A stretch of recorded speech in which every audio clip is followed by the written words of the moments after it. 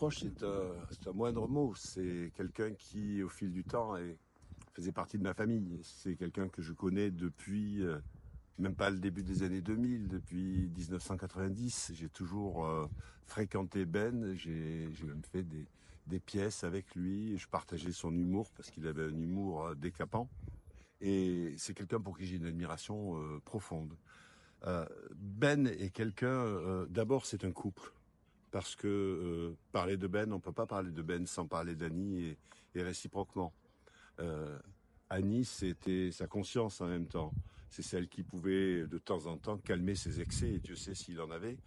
Euh, il ne pouvait pas vivre sans Annie. Et si c'était lui qui est parti, je pense qu'Annie serait partie derrière.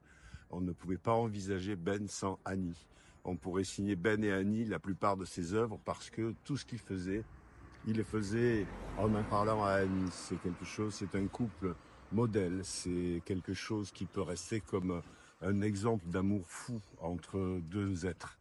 Et ils étaient complices, ils riaient tous les deux, ils s'engueulaient aussi de façon prodigieuse quand ils s'engueulaient, et Dieu sait si j'étais souvent chez eux. Mais c'est un couple magnifique, merveilleux et complémentaire. Vous étiez avec ses proches à l'instant? Écoutez, j'étais non seulement j'étais assez proche à l'instant, mais j'étais dimanche encore, j'étais avec lui dans son antre, sa deuxième antre qu'il avait tout à fait en rue du boulevard Simpson. C'est pas Dieu, c'est avant-hier. Et il rigolait, il était en pleine forme.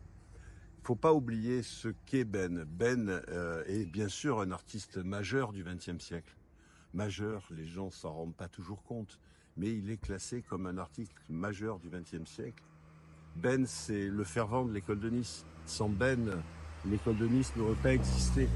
C'est Ben qui les rassemblait, c'est Ben qui les faisait rire, c'est Ben qui les provoquait dans toutes les provocations qu'il a su faire. Ben était ce fervent, et j'en parlais à un autre de mes amis intimes qui était là dimanche soir, qui est Ernest Pigneux-Ernest. Il me dit, mais tu sais, sans Ben, l'école de Nice n'aurait pas existé, parce qu'elle est tellement composée de gens différents, que vous ayez venez d'un côté, que vous ayez de l'autre côté Yves Klein, que vous ayez Dola, que vous ayez tous ces gens-là, sont tous des gens qui ont des styles différents. Ce qui les réunissait, c'était l'humour, c'était ce chef de bande qui était Ben. Ben était un chef de bande. En plus de ça, Ben était un homme de paradoxe. Ben est quelqu'un qui a toujours écrit des textes, et Dieu sait s'ils étaient importants, sur l'ego.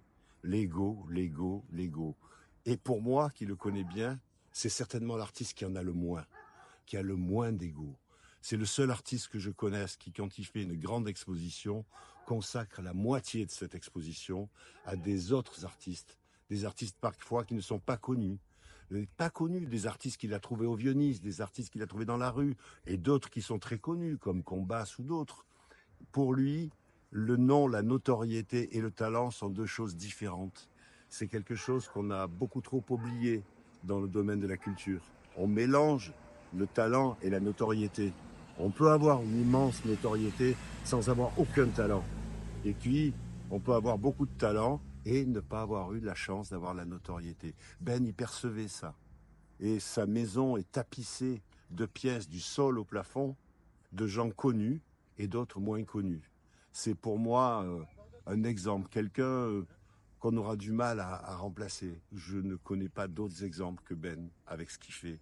Et là où je suis particulièrement heureux, quelque chose me rend heureux, vous voyez, c'est d'avoir insisté aussi lourdement que j'ai pu le faire il y a un peu plus d'un an pour que Ben investisse le musée d'Art Naïf. J'ai essuyé quelques belles critiques quand j'ai demandé cela. Eh bien, aujourd'hui, je suis ravi. C'est la plus belle exposition que Ben nous ait proposée. Elle a fermé il y a 15 jours. Voyez le hasard des choses, si le hasard existe. Et c'est certainement le plus bel hommage qu'on ait rendu à Ben. Et je suis heureux qu'on lui ait rendu de son vivant. Les hommages posthumes, c'est quelque chose qui est assez pathétique. La plupart du temps, on se dit pourquoi on lui a pas dit de son vivant? Pourquoi on a attendu qu'il soit mort pour dire que c'était un grand homme? Ben, bien lui, on lui a rendu hommage avec cette exposition magnifique où on a multiplié quand même les entrées du musée d'Art Naïf de plus de 140% pour vous dire l'attrait que pouvait avoir Ben. Et cette exposition, de toutes celles que je connais, puisque j'ai eu la chance d'exposer avec lui ailleurs, c'est certainement l'exposition qui lui ressemblait le plus. C'est une perte terrible pour la ville de Nice et les Niçois. C'est une énorme perte pour la ville de Nice. C'est une énorme perte parce que non seulement il s'était pas enfermé, Ben, dans ses acquis, mais il continuait en permanence à créer, à provoquer, à faire ce qui est cet esprit de provocation niçois. L'esprit niçois, il est fait de provocation. Depuis Garibaldi, en passant par Catherine Ségurane, en passant ce que vous voulez, l'esprit niçois, c'est de la provocation.